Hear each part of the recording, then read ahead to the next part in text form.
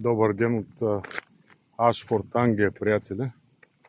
Намирам се в един парк, тук до магазин Азда, една английска верига.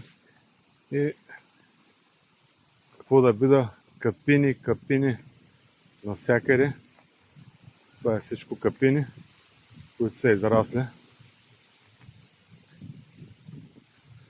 Разхождам се в парка и похапвам капини. Много са сладки и големи английски капини. Ето какво става на въпрос. Капинак. Това всичко е капини, приятели.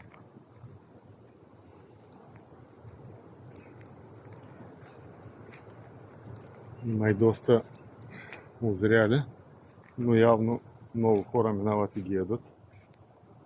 Ето.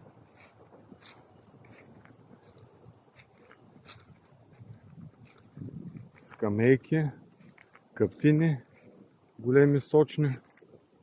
Ето, какви сочни капини, огромни.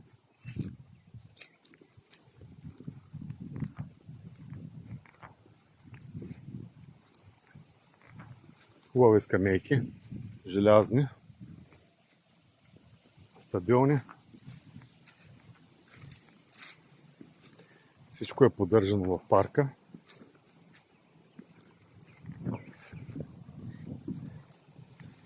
И това пак е капини.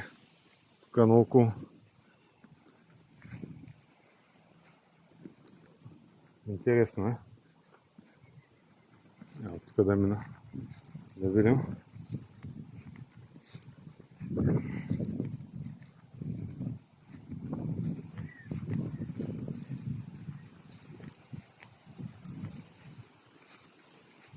Доста е красиво, има мостчета, има площадки за тренировки.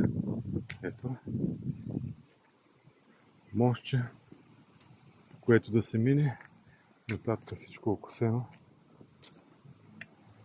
Това е пътя за хранителния магазин.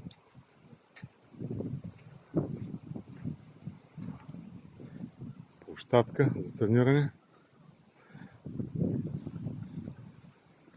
Тук може да се играе и футбол. Има някакви вратички. Така че е интересно. И като в България по-зелено, така е по-поддържано.